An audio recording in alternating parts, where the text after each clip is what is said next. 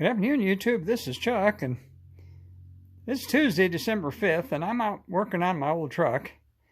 I started last evening, kind of late in the afternoon, and just kind of on a whim, and I didn't film any of that, but I'm going to try to get caught up today to kind of tell you a little bit about where I'm at. But anyways, you can see I got it apart, and this is the old bushing. You can see the center part come clear out of it. There wasn't much left of that anymore. And the way it was worn out, it wore right through the side of it, so it came out real easy. That was not an issue. I'm having a little trouble getting the new one in. This here is actually the other one for the other side. I've got the one about halfway installed. I ran out of daylight last night, and using kind of a makeshift puller that I kind of fab together. And it is working, but it's kind of slow and it's kind of laborious. And I don't have a lift or anything, so I'm underneath the truck and I got it all jacked up. But I did want to give you a little bit of a pro tip on this, and I'm going to come back to you again with some more. But for right this second, if you're going to do this job, one of the things you want to definitely do is this is the bolt that holds that thing in place. All right, well, that bolt, the shaft size is a 9/16. When you order the parts, be sure and check what size bolt you have, because most of them are 5/8. And I was smart enough when I saw, well, at Rock Auto, they ask you that. This is a 9/16 bushing. The one I took out, apparently this had been changed before, because that's a 5/8. So that bolt was actually loose inside that thing. It probably didn't have anything to do with it, with why it wore out. But it is kind of interesting. That bolt's kind of beat up a little bit. I think it'll be okay. But just a pro tip before you get started, before you order parts, figure out what it is that you need. I'll be back again here in a little bit. I'm going to try to get this thing slapped together today, and I'm going to try to take you along. But there's not a lot of room under there to video stuff. And light's pretty harsh. The sun's out. But it is a pretty day. It's a good day to work. So I'll be back with you again pretty quick. Well, YouTube, this is the next morning. And I didn't get a chance to video what I did yesterday. I couldn't hold the camera and do the work at the same time, number one. And number two, I didn't want to get my phone all greasy because my hands are dirty. But you notice we're driving the same route we drove the other day, but you're not hearing the clunk anymore. Well, there is a clunk, but not the same one. But anyway, not hearing the same noise anymore because I got that part fixed. So I'm going to tell you how I did it here in a little bit, but I wanted to let you listen to it as I drove over here. And anyway, we'll tell you what happened. So old Flapjack says good morning. Say good morning, Flapper. And I'm saying good morning as well. And we'll be back with you here in a minute. YouTube, we're done with our walk, and old Flapjack did everything he was supposed to. And so let me tell you a little bit about this project and how it went. I watched a bunch of YouTube videos on how to change out that axle bushing, and most of them had kind of a common theme. And I'm going to walk over here to the other side of the truck. This has got that morning sun that's kind of harsh. I'm trying to figure out a way to do this without getting into that. Most of the videos, when they tell you how to do this, the correct way, say you're supposed to jack the truck up and put it on stands. Then you're supposed to remove that tire. Okay, then after you remove the tire, then you're supposed to see that bolt right there at the top of the spring. You're supposed to disconnect that, and you're supposed to disconnect that shock. And then, while this whole thing, of course, is supported with a floor jack, you lower it down to where you can get the bolt out. Now I'm going to get down on the creeper so I can show you underneath what it looks like and why they say to do that. Well, the bolt that I changed, or the bushing I changed, is that bolt over there that's right underneath the oil pan there, right in the middle of the picture. Okay, well, I'm sure that whole system would work, but most of those people had fancier gear than I do. They had lifts and all that kind of stuff. Well, then I saw, let me turn back around here. I'm here down on the ground, but I guess I can still talk to you.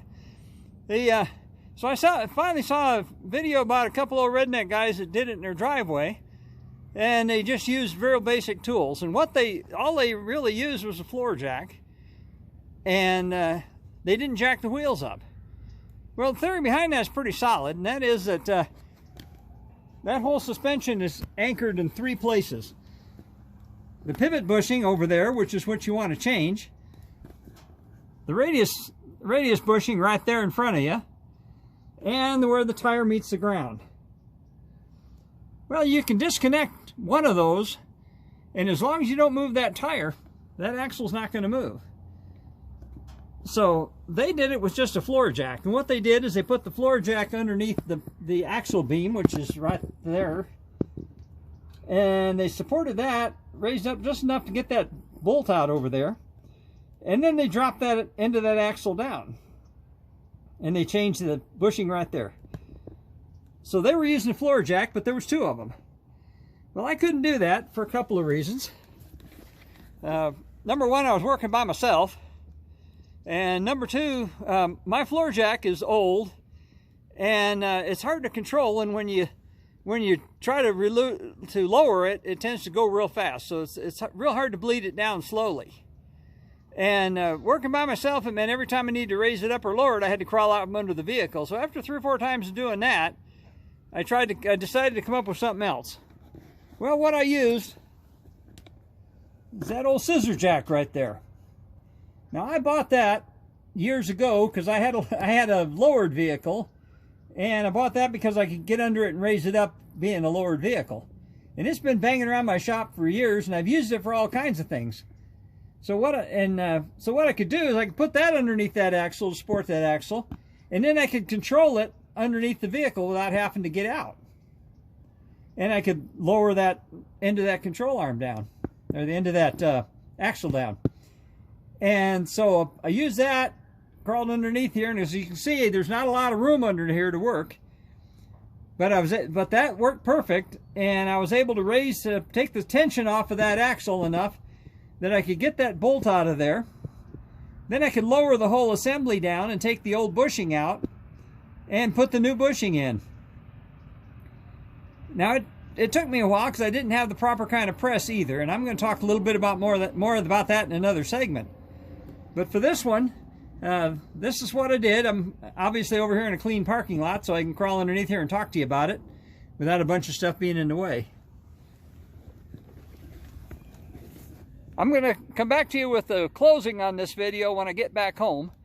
But telling you what it did, it actually worked out pretty good. And as long as you don't move the tire, and as long as you lower that axle, that twin I-beam part of the axle there, as long as you lower that down and raise that back up without moving the tire, then the tire is anchored to the ground. The radius arm is anchored where it's anchored at. And it's going to swing an arc right back up to where it came down from, because I was concerned about getting the whole line back up and get the bolt back in it. But as long as you don't move the tire, and as long as the tire remains in contact with the ground, you don't even have to take the spring loose. And that actually worked really, really, really well. Now, I haven't replaced the radius arm bushings on this yet. I plan to do that, and in order to do that, I'm going to have to do that whole routine about taking the tire off and the spring and all that kind of stuff. But let me talk about that while I'm laying here, because there's kind of an interesting sidebar to that too. Okay, the radius arms are anchored right there, right in front of you. Well, in the earlier versions of this, they were bolted in place, and if you wanted to change these bushings, which right here and right there, you could unbolt this, and you see there's a bolt right here. But the issue with these things is after they started using this for a while, one of Ford's better ideas was to rivet that all to the frame. So if you could unbolt that, that'd be a real simple job to change those out. But on this particular truck, that thing is riveted to the frame, so the only way to change those bushings out is to move that whole axle assembly away so that this right here will go through the hole. Then you can restack these bushings on the back side. Changing these are not a problem. Changing this one's the problem. So I'm going to do that again at another time. But at this particular time, I didn't feel like I wanted to expend the time. And These bushings aren't really all that bad. I want to change them just because I can do it, and they were cheap. But it's going to be quite an involved project to do that. So let me, the only issue I really had was getting that new bushing back inside that axle, and that was quite a job. And I'm going to talk about that when I get back home. And so I'll do a closing segment on that. So I'll be back here in just a little bit. So let me make one more look at that old tire. I know I need tires. These things are wore out. Back in a little bit. Okay, I'm back again with, I guess, the final part of this video, and that's what I used to get that bushing pressed in there. Now they tell you you're supposed to use a wheel bearing, a ball joint press in order to put that in there, and I didn't have one of those, and they're kind of pricey, and so I decided to figure out a Redneck way of doing it, and so what I did is I figured I could put a heavy bolt through the middle of all that and then pull it into place with a wrench. And so let me show you what I did. First of all, there's a heavy 1/2-inch bolt, and there's of course the other new bushing. That's the one that's going to go on the other axle. I haven't installed it yet. But I put that big washer on there. Okay, then I ran it through the axle. And on the other side, I got to turn it sideways, otherwise it's going to try to roll off here. On the other side, I needed something that would fit over the top of this, right there.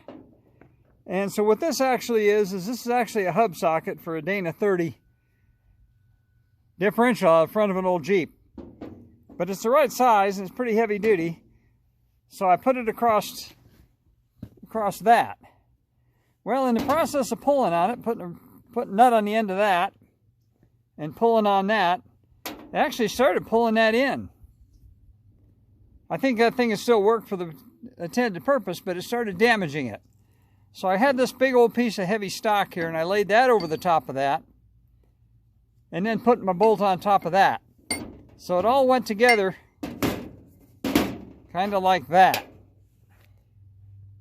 And I started off, I couldn't get an impact gun up into where it was at, so I started just using a wrench and started tightening it up, and of course I sanded the inside of the hole in the axle where the bushing would go, and I smeared grease on the outside of this part, and I got it to go in there, but it got to the point where my impact, I lowered it down where I could use the impact on it, but my impact gun is old. It's an air impact, and it's not a new one, and it ran out of soup. It wouldn't do it. So I ended up using a box end wrench on it, and finally I ended up actually having to pound on the end of that box end wrench with a hammer.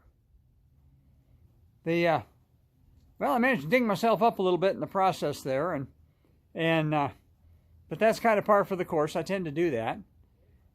But if I'd have kept gloves on, I wore gloves for most of it, but a couple times I had to take the gloves off because I was trying to feel something and I couldn't feel it through the glove.